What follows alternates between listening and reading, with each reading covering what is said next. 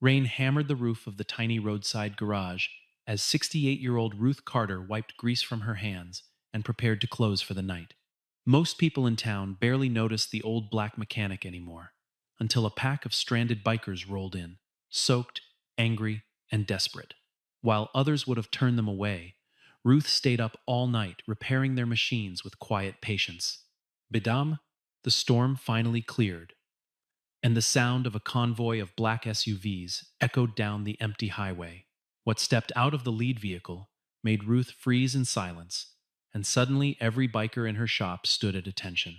The town of Maplewood Crossing sat along a stretch of Highway 41 like a forgotten footnote, a two-block main street, a diner that hadn't changed its menu since the 1980s, and a gas station whose neon sign flickered on and off depending on whether the wind was blowing from the east or the west.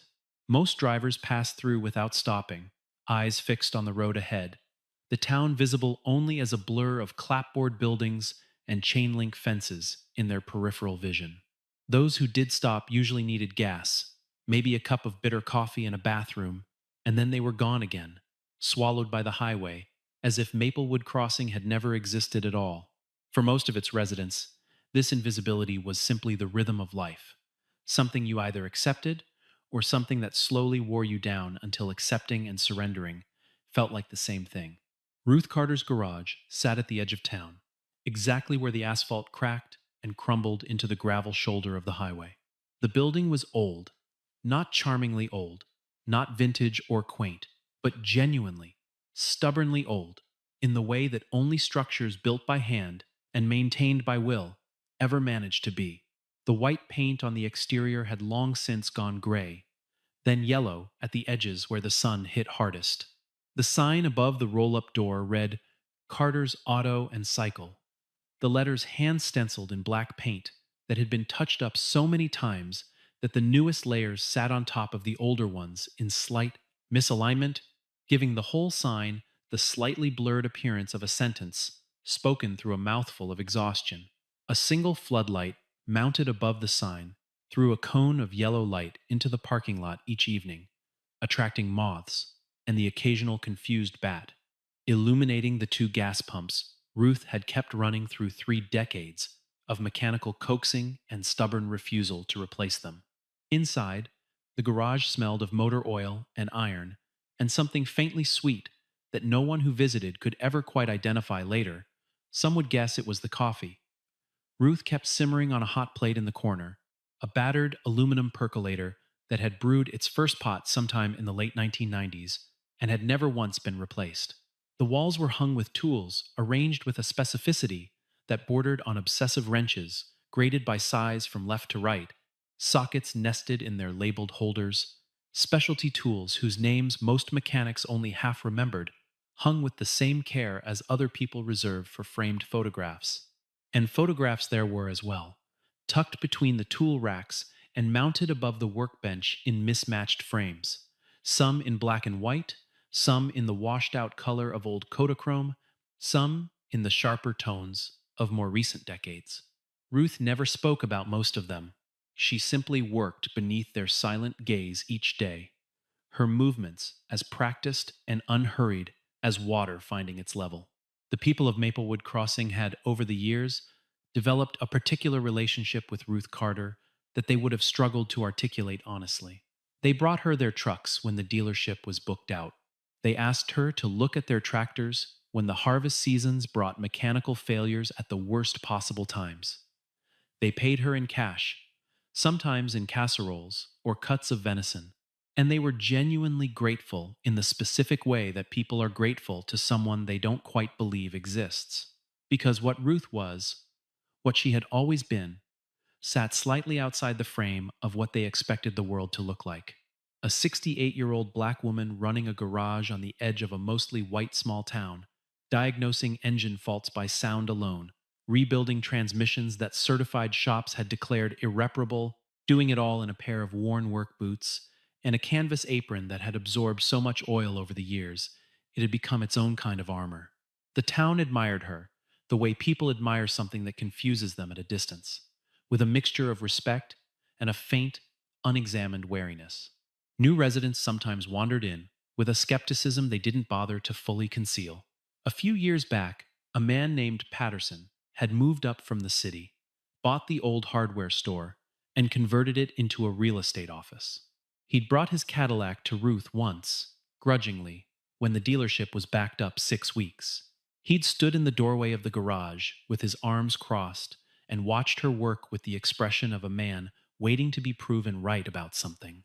When she'd handed him his keys 40 minutes later and explained the valve timing issue in language that was technically precise and completely accessible at the same time, he'd paid without a word and driven away faster than was strictly polite. He'd never come back, which Ruth understood was its own form of tribute, the kind paid by men who find their certainty gently dismantled and don't know how to sit with the feeling. She had been doing this for over 30 years on this particular stretch of highway, but her hands had known engines since long before that. She never talked about it, not anymore, not to the people who asked. She'd simply shake her head and say that was a long time ago, and steer the conversation toward whatever vehicle needed attention.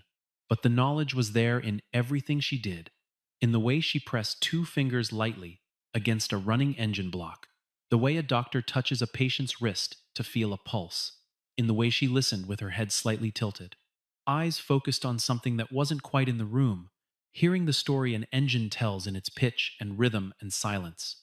She had learned to hear machines the way some people learn to hear music, not just the notes but the spaces between them, not just the sound, but what the sound was trying to say. On the evening everything changed. Ruth had been alone since 4 in the afternoon.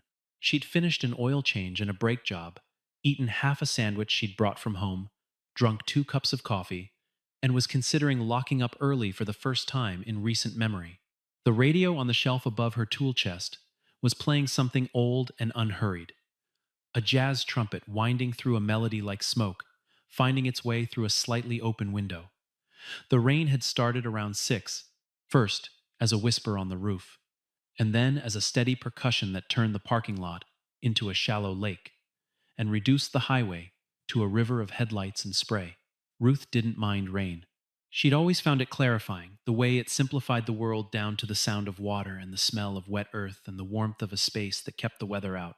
She refilled her coffee, turned the radio up slightly, and stood in the open doorway of the garage, watching the highway run with rain. The sound came before the lights, a rough, irregular rumble that cut through the white noise of the storm with a specificity that made Ruth straighten up.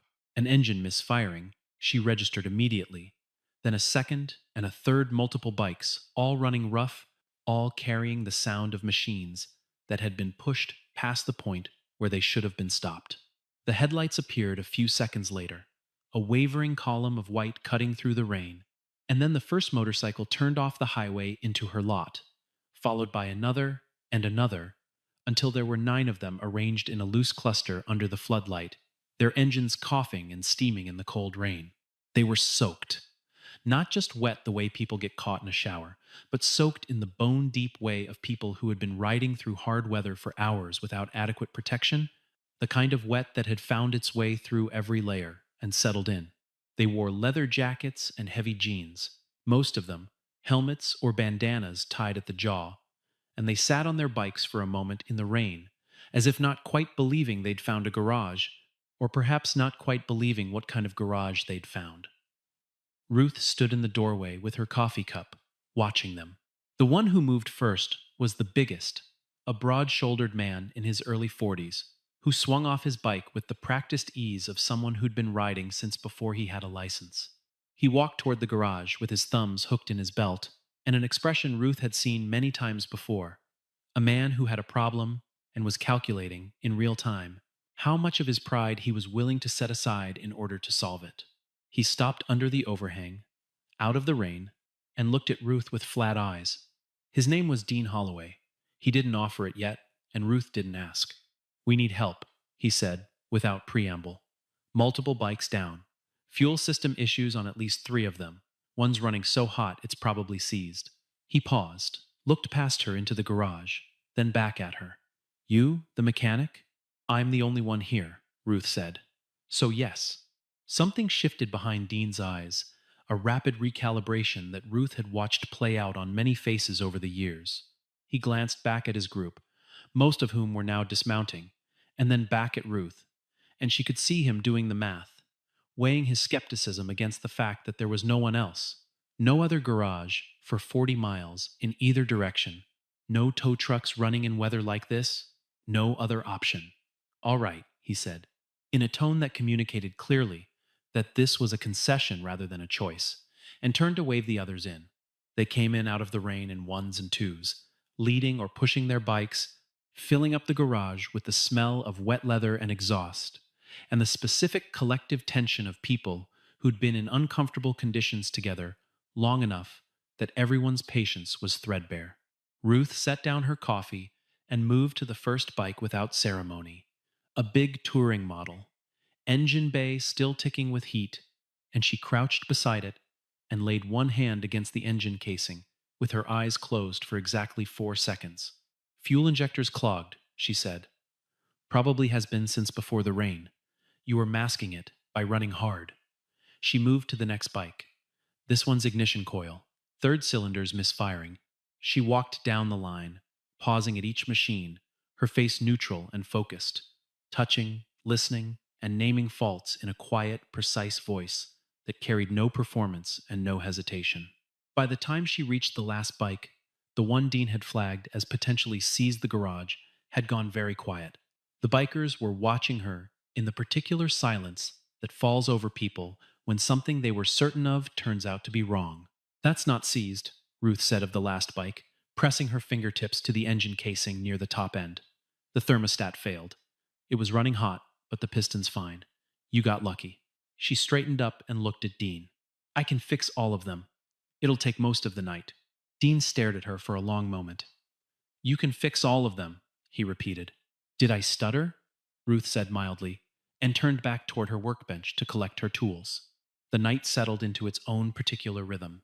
Ruth worked, and the bikers gradually found the spaces in the garage that felt least intrusive, a few sitting on overturned crates near the workbench, a few more leaning against the wall by the door where they could watch the rain without being in it. Someone found the hot plate and the percolator, and Ruth wordlessly pointed at the shelf where the coffee was kept. And within 20 minutes, there were mugs being passed around. And the hard-edged tension of the group's arrival had softened into something closer to a tentative companionship. Her name was Ruth, they learned, and she'd had this garage for 30 years. No, she didn't have a website. Yes, she could fix motorcycles. She could fix most things with an engine, as a matter of fact, and a few things without one. She answered their questions with an economy of words that some of them initially read as coldness, but which over the course of an hour resolved into something else. The manner of someone who has learned to say exactly what is necessary and has long since stopped spending energy on what is not. She worked while she talked, never stopping, never fumbling, moving through the repairs with the fluency of pure long practice. The bikers' names came out gradually, in the way that names do in late-night situations, as if the ordinary social calculus of introduction requires a certain warmth before it operates. There was Marcus, who was Dean's cousin and the group's de facto navigator, a quiet man who seemed to observe everything from behind a carefully maintained reserve. There was Tamara, the only woman in the group who had more mechanical knowledge than most of the others combined, and who watched Ruth with a focused, appreciative attention that was different in character from the others' watchfulness. There was Pete, who was cheerful in the way that people are cheerful when they've decided that anxiety is wasted energy, and Carlos, and a young man named Eli, who couldn't have been more than 23, and who sat near the workbench with his hands around his coffee mug and watched Ruth work with the expression of someone watching a language being spoken that he very much wanted to learn. It was Tamara who asked, eventually, why Ruth lived alone out here, whether she had family, whether she'd thought about retiring. The question was asked with genuine warmth, not intrusion, and Ruth paused over the fuel injector she was cleaning and considered it with the seriousness it deserved. My husband George built this garage, she said. He passed 11 years ago. Garage is the last thing we built together. She resumed cleaning the injector with a small wire brush. People keep asking me to sell it. There's a company out of the city that's been after it for 2 years. Wants the property for a chain service center. And you won't sell, Tamara said. Not to them. Ruth said. Not yet. Maybe not ever. There was a pause. Rain ran down the roof in sheets and gathered in the lot outside with a sound like distant applause. What do you mean, not yet? Marcus asked. Ruth set down the injector and looked at the workbench rather than at any of them. The bank's been patient, she said, but patient has a due date. Everything does. No one pushed further. The information settled among them like something fragile that needed to be handled carefully, and the conversation moved to other things where they'd been riding, where they were headed, the quality of the road south of the state line, the specific miseries of a cold rain at highway speeds. Ruth reinstalled the injector, moved to the ignition coil, and the garage filled with the small, purposeful sounds of tools and work, and the rain's steady percussion on the roof overhead. Dean Holloway didn't soften easily or quickly, but he was, underneath the hard angles of his manner, a man who paid attention to things. He watched Ruth work through most of the night, with the same expression flat, assessing, impossible to read, but he watched. He saw how she moved around the bikes without wasted motion, how she diagnosed with her hands and ears rather than waiting for a computer to tell her what was wrong, how she worked on his own bike, the one with the most serious issues, with a patience and precision that the machine seemed almost to respond to, as if being handled by someone who understood it deeply made it cooperate differently than it otherwise would. His bike had given him trouble for 2 months. He'd taken it to a certified Harley dealership in the city twice, and both times they'd returned it to him with the specific problem unresolved, buried under a list of other things they'd charged him for. He'd lived with the rough idle and the periodic stalling, because the alternative had seemed to be a third round of the same frustrating exercise, and he was a man who found frustration difficult to sustain without it becoming anger, and anger at a machine felt undignified. Ruth found the real problem in 40 minutes. A combination of a slightly warped throttle body and a fuel pressure regulator that was failing intermittently, the kind of fault that doesn't always show on diagnostic software, because it only manifests under specific load, conditions. She explained this to Dean in plain language while she worked, not looking at him, just talking through what she was finding the way a surgeon might narrate a procedure to residents watching from above. The dealership probably ran the code reader, and it came back clean, she said, because it only throws a fault code when the pressure drops past a certain threshold, and the system hasn't been under load long enough. You'd need to road test it while monitoring live data to catch it. Most shops don't bother. Dean stood with his arms crossed, watching her hands. Why do you bother? He asked. Ruth looked up at him briefly. Because that's the job, she said, and went back to work. He turned away and stood in the doorway of the garage for a while, looking at the rain, his coffee going cold in his hand. He was a man who didn't apologize easily, and he knew it, and there was a specific discomfort that comes from recognizing that the way you've been treating someone was wrong without yet being in a position to do anything about it. He'd been dismissive from the moment they'd pulled in. Not cruel, he didn't think of himself as cruel, but dismissive in the particular, automatic way that is its own kind of cruelty, because it requires no effort and inflicts its damage without the expenditure of any real intention. He noticed, sometime around 2 in the morning, that Ruth was flexing her right hand between tasks, opening and closing it slowly, the way people do when joints ache in the cold and damp. She didn't stop working. She didn't mention it. She just flexed her hand, let it rest for a count of 3, and picked up her wrench again. It was Eli who saw the photographs first. He'd wandered to the back wall of the garage during a lull, drawn by the gallery of framed images in their mismatched frames, and he stood in front of them for a long moment with his coffee mug halfway to his mouth, his eyes moving from one image to the next with an increasing intensity that eventually drew Marcus over, and then Tamara, and then several others, until most of the group was standing at the back wall of the garage, studying the photographs while Ruth worked in the foreground, oblivious or unconcerned. There were pictures of engines, detailed close-up shots of modified machinery that meant nothing to most people, but which Tamara stared at with narrowing eyes, recognizing configurations that she associated with a level of engineering knowledge most professionals never reached. There were pictures of a racing circuit, not a local track or an amateur event, but a place that Marcus recognized, with a slow-building shock, as the circuit at Riverside, one of the legendary venues of American motorsport that had been active through the 1970s and early 80s.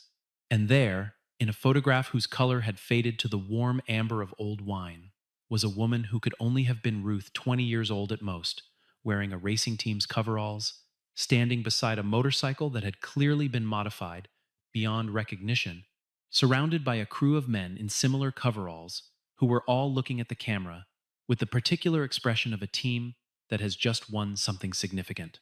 Eli read the writing on the coveralls. He read the number on the bike. He looked at Marcus, and Marcus looked at Tamara, and Tamara looked at the photograph for another long moment, and then turned to look at Ruth. "This is from the 78 championship," Tamara said, not loudly, but in the particular carrying tone of someone who cannot contain the weight of what they're saying. "The Riverside Series. The Kellerman team won that year on a modified engine that nobody could figure out. Experts spent years trying to reverse engineer what they did with the fuel delivery system." She paused. "This is that team." Ruth didn't look up from her work. "Old pictures," she said. "Ruth." Tamara's voice was different now, not reverential exactly, but carrying a quality of recognition that had weight to it. "Are you the one who built that engine?" A silence. Rain on the roof. The small sounds of a wrench being set down on a metal surface. "George and I built it together," Ruth said. "He got most of the credit. That's how things were, back then." She picked up a different wrench. Still had to build it right either way. The bikers exchanged looks in the small, charged silence that followed. No one knew quite what to say. What they had heard was simultaneously smaller and larger than what they'd expected. Smaller because it was stated without drama or self-pity. Larger because of everything the plainness of the statement contained. Back then, that's how things were. 7 words that carried the weight of an entire era of deliberate, systematic erasure, delivered without a tremor, without an invitation for sympathy. Dean, who had come over from the doorway and stood at the edge of the group, said nothing at all. He looked at the photograph for a long time, and then turned and went back to his spot near the door, and he stood there with his back to the room for several minutes, looking out at the rain. At 6 in the morning, when the sky had begun to lighten from black to the deep gray blue that precedes a dawn, a car pulled into the lot. Not a truck, not a motorcycle, a sedan, dark and forgettable, driven by a man in a collared shirt who held a leather briefcase against his chest as he got out and stood in what remained of the rain, with the expression of someone who very much didn't want to be where they were. His name was Greer. He worked for First National Lending, and he had a form in his briefcase and a deadline that fell at 9 o'clock that morning. He knocked on the frame of the open garage door. Ruth looked up from the last bike she was working on, Dean's, now nearly complete, and registered Greer's face and his briefcase, and the expression he was wearing with a single glance, and something in her posture changed. Not collapsed, not defeated, but settled, the way a structure settles into the ground when it finally stops resisting. "Morning, Mr. Greer," she said. "Miss Carter." He cleared his throat. "I apologize for the hour. I'm aware this isn't ideal timing." "Come in out of the rain," she said. He came in, and the bikers, who had been in various states of half sleep and quiet conversation, straightened up and went still the way people go, still when they recognize that something serious is happening. Greer set his briefcase on the corner of the workbench that Ruth cleared for him without being asked, and he opened it and took out a document that was several pages long and clipped together with a blue binder clip, and he set it in front of Ruth and stepped back. "The original forbearance period ended last month," he said. "We extended once. I'm afraid we're not able to extend again. The outstanding balance on the property note is—" He named a figure. It was not, in the context of commercial real estate, a devastating number. In the context of a 68-year-old woman running a one-bay garage on a state highway in a town of 3,000 people, it was an impossible one. Ruth looked at the document. She didn't pick it up. She looked at it the way someone looks at a thing they have known was coming for a long time, and about which they have made their peace, imperfect as that peace might be. Then she looked up at Greer, whose eyes were directed slightly to the left of her face, in the manner of a man delivering bad news who is trying to avoid direct accountability for its delivery. "Is there a grace period after signing?" she asked. 30 days, Greer said. She nodded. I'll have your pen, she said. Ruth. Dean's voice came from across the garage, hard and sudden. Everyone in the room turned. He was standing with his arms at his sides, and an expression on his face that was not quite anger, but was adjacent to it, something that came from a place closer to the chest. You don't have to sign that right now. Mr. Greer drove out in the rain, Ruth said calmly. It's his job. It's not right, Dean said. Ruth looked at him for a moment. It was the first time she had looked at him directly in a long time, and her expression was not unkind, but it was clear. I don't need rescue, she said. I need a pen. Greer produced the pen. Ruth signed. She handed the document back with the particular dignity of someone who has decided that how they perform an act matters more than the act itself. She handed Greer his pen and his briefcase, and she walked him to the door, and she thanked him for driving out in the rain. He drove away, and Ruth went back to the last bike, and the sound of her wrench on the engine casing resumed as if nothing had changed. But something in the garage had shifted. The silence that fell after Greer's car disappeared down the highway was different from the silence that had preceded it, heavier and charged with the specific quality of collective emotion that has no obvious outlet.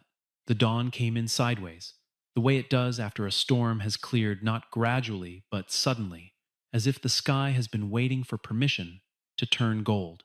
The clouds that had dropped rain all night were pulling apart to the west, and through the gaps came the kind of light that falls on wet surfaces and makes everything look briefly, achingly beautiful. The puddles in the lot, the chrome of the motorcycles, the white-gray siding of the garage, all of it caught in that particular slant of early light that makes even ordinary things look like they belong in a painting. Ruth was standing in the doorway with her coffee, watching it, when she heard the sound. She heard it before any of the bikers did the low, smooth rumble of well-maintained, high-displacement engines, multiple vehicles moving in formation at speed. Not motorcycles, something heavier, more deliberate. She set her coffee on the pump ledge and stood with her hands in her apron pockets and watched the highway. The convoy appeared from the south. 4 black SUVs, running in tight formation, maintaining a pace that spoke of purpose. They slowed as they approached the lot, and the lead vehicle turned in, followed by the others. And they parked in a line along the edge of the lot with the practiced precision of people accustomed to moving as a unit. The engines shut off. Silence fell. The kind of silence that comes between a thing being about to happen and the thing itself. In the garage behind Ruth, she heard Dean and Marcus and the others come forward, drawn by the sound, and she could feel without turning that they had arranged themselves in a loose cluster at her back, watching the SUVs with the guarded attention of people who don't know what they're seeing but understand that it is significant. The door of the lead SUV opened, and a man stepped out. He was in his mid-70s, lean and straight-backed, wearing a dark jacket over a collared shirt, silver-haired, moving with the deliberate care of a man who has lived long enough to understand that movement is not free and should not be wasted. He had the kind of face that has been weathered by both weather and decades of attention paid to things that mattered, and he wore it the way some people wear a long record of serious living, not heavily, not with performance, but as a simple and irreducible fact. 2 other men got out of the passenger side and the rear, and they stayed by the vehicle as the silver-haired man walked forward, alone. He walked toward the garage, toward Ruth. His eyes were on her from the moment he stepped out of the vehicle, not searching, not uncertain, but direct, with the quality of a man who has arrived at a specific destination after a very long journey and is not going to waste the moment by looking anywhere else. He stopped 8 feet from her. In the garage behind her, Ruth heard the bikers fall absolutely still. She looked at him. He looked at her. The dawn light fell between them, golden and sharp, and the puddles in the lot reflected it in broken pieces. Ruth Carter, the man said. His voice was the voice of someone who had given many speeches and kept few of them, and what remained was just the voice itself, low, steady, worn to its essentials. I have been looking for you for a very long time. His name was James Whitfield. There were people in the world of American motorsport for whom that name required no elaboration. For everyone else, James Whitfield was the man who had turned a failing regional motorcycle manufacturing company into one of the most respected names in high performance American engineering over the course of 40 years, who had won more championships through engineering innovation than through any advantage of money or connections, who had built a legacy that existed not in trophies, but in the DNA of the machines themselves, in the approaches to engine design and fuel management that had become standard across an industry, and whose origins most people had long since stopped tracing back to their source. Ruth stood with her hands still in her apron pockets and looked at him and waited. I was at Riverside in 78, Whitfield said. I was on the competing team. We came in second. He stopped. Something moved across his face that was not quite a smile. Something older and more complicated than a smile. I spent the better part of 2 years trying to figure out what George Kellerman did to that engine. I talked to everyone on that crew. Everyone. He paused again, and then I finally talked to a woman who had worked on the engine crew, a woman named Diane Parrish, who was dying of cancer, and said she had something she needed to put right before she left. She told me that George Kellerman didn't build that engine, not the relevant parts, not the fuel delivery system, not the variable timing mechanism, not any of the things that made that engine what it was. Ruth didn't move. She told me you built it, Whitfield said, that you designed it and built it, and that George took the credit because that's how things worked, and that you never said a word about it publicly because you loved him, and because you understood that in 1978, a black woman's name on a championship winning engine design wasn't something the industry was ready to acknowledge. Behind Ruth, someone exhaled sharply. Tamara, she thought, though she didn't turn to see. Diane Parrish told me your name, Whitfield said. And I started looking. That was 4 years ago. He looked around the lot, at the garage, at the worn sign above the door. It took me longer than it should have. I'm sorry for that.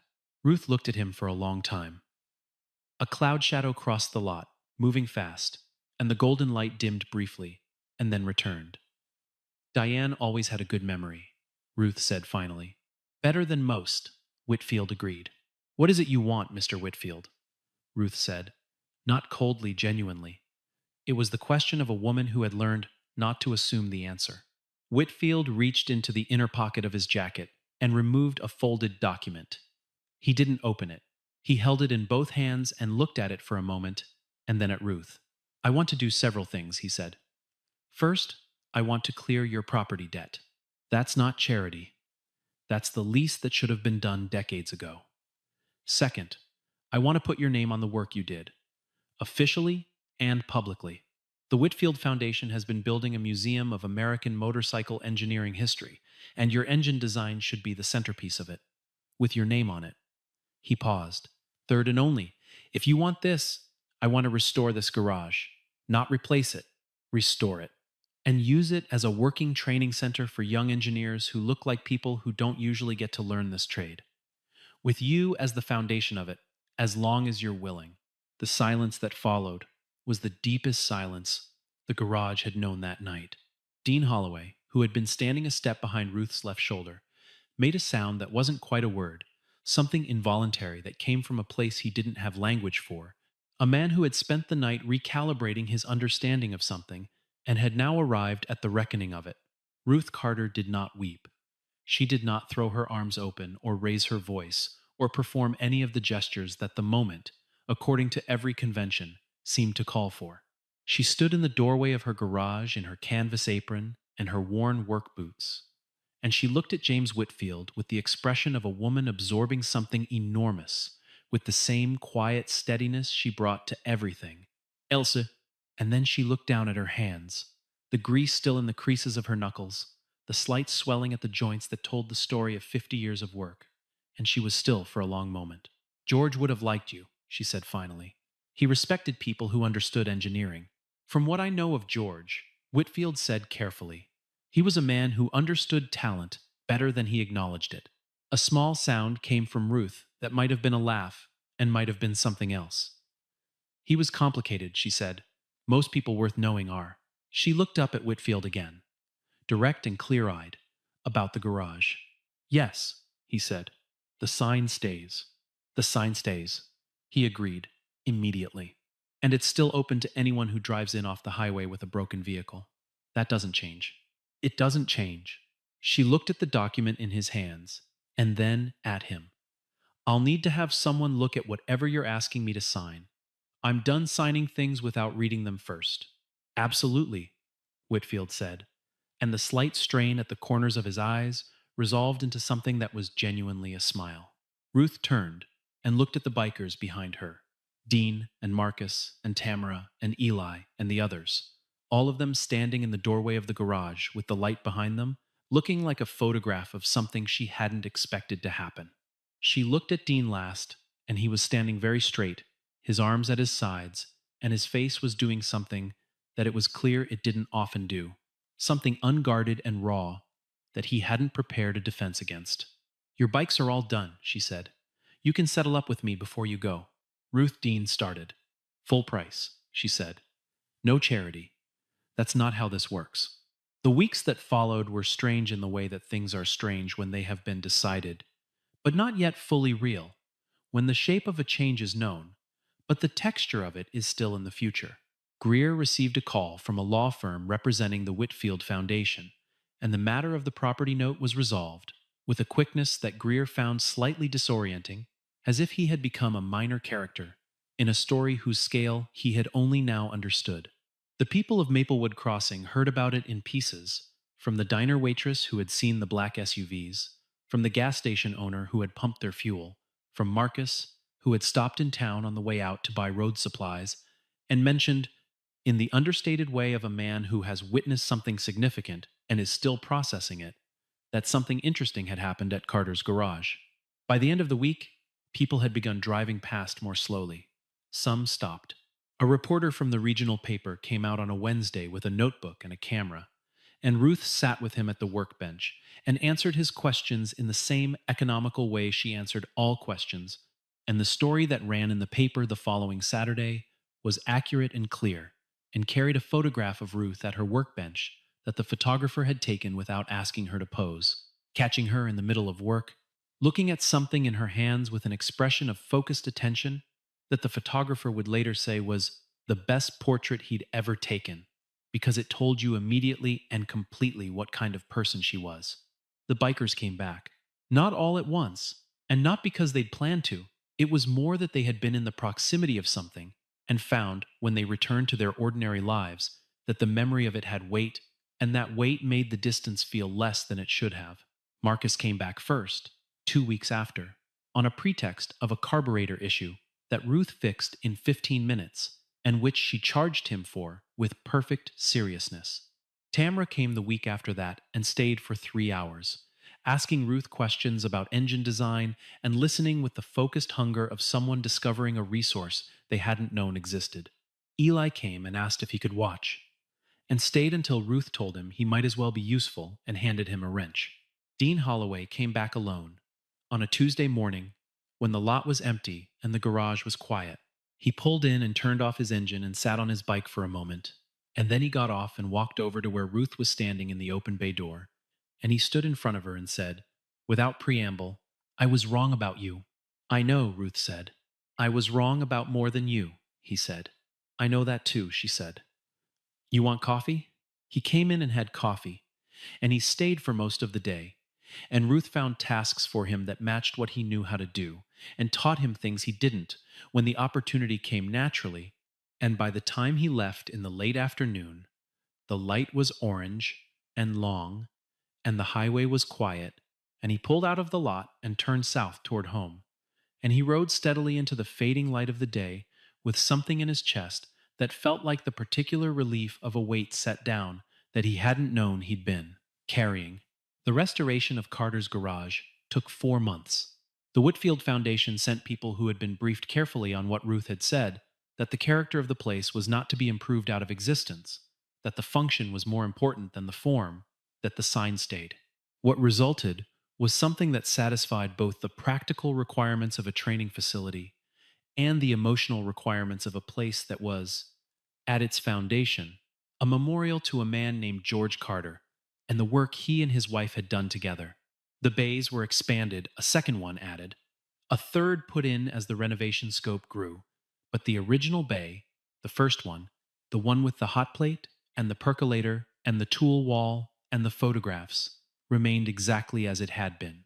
Ruth supervised the work on this point without compromise, and everyone who worked on the renovation quickly learned that this was not a negotiating position.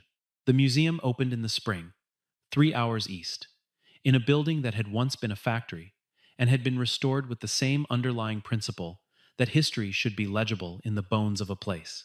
The centerpiece, as Whitfield had promised, was the 1978 championship engine, the real one, not a replica, retrieved from a collection where it had sat for decades, identified only by a stock number, mounted in a case with a placard that read, in clean bronze letters, designed and built by Ruth Carter and George Carter, Kellerman Racing, 1977, 1978.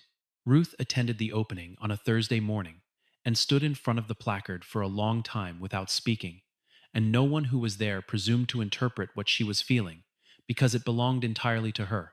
The training center opened that same month.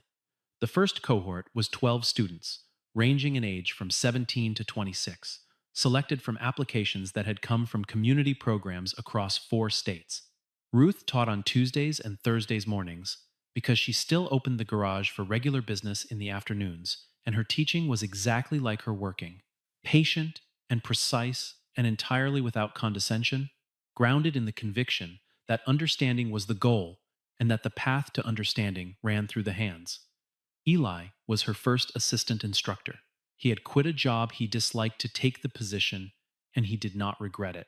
On a morning in late spring, nearly 7 months after the night of the storm, Ruth Carter opened the garage at 6:45 in the morning, as she always did.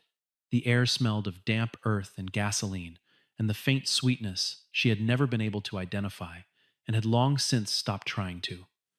She set the percolator on the hot plate. She switched on the old radio. She stood in the open bay door and looked out at the highway, which was empty in the early light, a straight gray line running north and south through the world, flanked by the bright new green of the grass that comes up after a wet spring, with the sky above it, going from deep blue at the horizon to pale gold where the sun was beginning to breach the tree line. She heard the sound before she saw anything. A motorcycle one, running clean and steady, coming from the north. She watched the highway, and the single headlight appeared around the long curve by the mile marker, and the bike slowed as it approached and turned into the lot and stopped. It was a young woman, early 20s, with a small pack on her back, and the look of someone who had been riding since before the sun was fully up. She pulled off her helmet and looked at the sign above the bay door, and then at Ruth. "Are you open?" the young woman asked. "Always," Ruth said. "Come in." She poured a second cup of coffee and set it on the workbench. And the young woman came into the light of the garage and set her helmet on a crate and looked around at the walls, the tools, the photographs, the engine parts in various stages of disassembly, and something in her face opened, the way faces open when people encounter a place that answers a question they hadn't known they were asking. Ruth listened to the bike. She heard the slight hesitation at idle, the specific character of a carburetor that needed attention, the deeper steadiness underneath it that told her the machine was fundamentally sound and had been well cared for. She went to the workbench and began to gather her tools, and the morning light fell through the open bay door and lay in long rectangles on the concrete floor, and the radio played something old and quiet and good, and outside the lot, the highway ran on in both directions, toward everything it had ever carried and everything it had yet to bring. Years later, the people who had grown up in Maplewood Crossing would try to explain to their children what it had been like before the training center, before the museum, before the sign on Highway 41 that directed travelers to a garage run by a woman whose name was now in textbooks and on plaques and in the kind of spoken histories that circulate through industries for generations. They would try to explain that she had always been there, that she had been there the whole time, that the highway had run past her door for 30 years while the world drove by without stopping to understand what it was passing.